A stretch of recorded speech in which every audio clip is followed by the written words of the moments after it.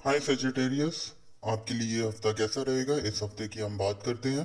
I hope कि आप card की एनर्जीज को अपनी लाइफ के साथ रेजोनेट कर पाए।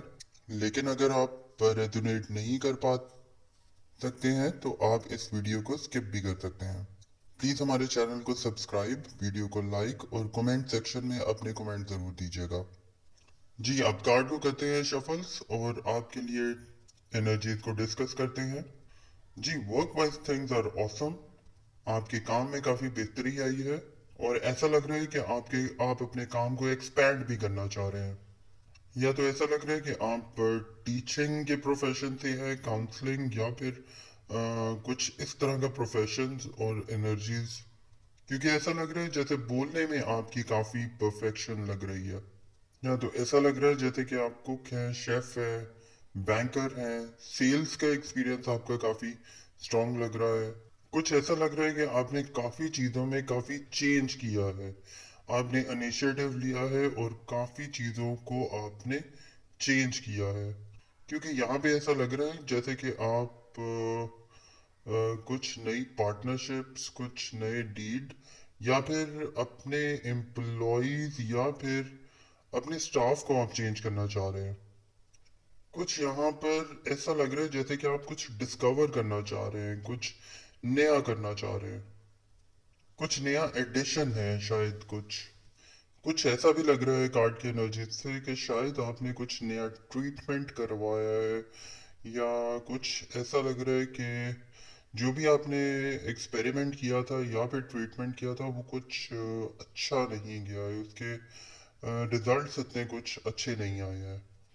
कुछ यहाँ पे ऐसा लग रहा है कि आपने शायद कुछ एक्स्ट्रा ऑर्डिनरी उस पे अपना ट्रीटमेंट जो भी आपने करवाया है वो कुछ एक्स्ट्रा ऑर्डिनरी आपने करवाया जो कि ठीक नहीं हुआ। या कुछ ऐसा लग रहा है कि आपने शायद जल्दबाजी में इस ट्रीटमेंट को करवाया है, या फिर कोई एक्शंस और उसके रिएक्शंस कुछ जल्दबाजी की वजह से खराब आए हैं। या कुछ ऐसा लग रहा है कि जिस डॉक्टर के पास या फिर जिस एक्सपर्ट के पास आप गए थे वो कुछ ज़्यादा आपको गाइड नहीं कर पाया, जिसकी वजह से आपका ट्रीटमेंट या फिर जो भी एक्सपर्टीज या फिर जो गाइडेंस आप लेना चाह रहे थे वो उसके रिजल्ट्स आपके प्लान के मुताबिक नहीं निकले।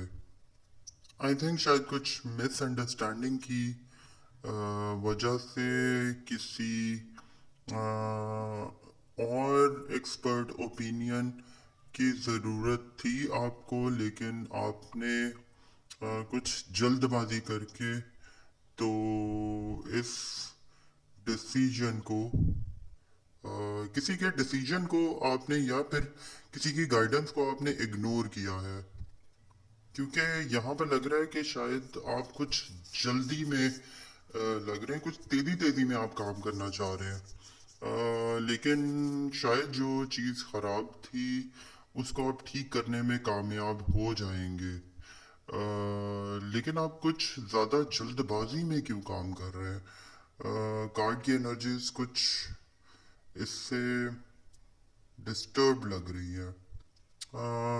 आई थिंक कि शायद आप कुछ सजेशंस नहीं ले रहे हैं, जल्दबाजी में आप काफ़ी काम करना चाह रहे हैं।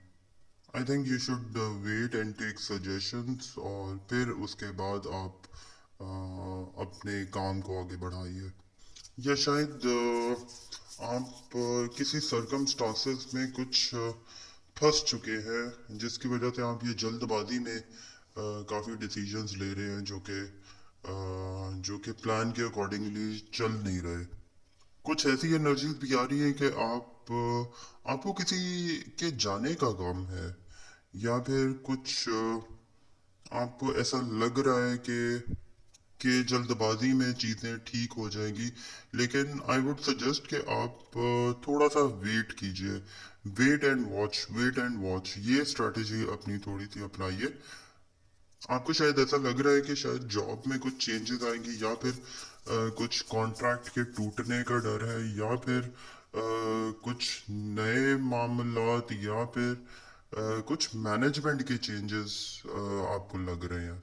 कुछ इस तरह के सर्कमस्टांसेस में आप फंसे हुए लग रहे हैं, लेकिन आई होप कि आपको एक चेक लिस्ट बनानी चाहिए।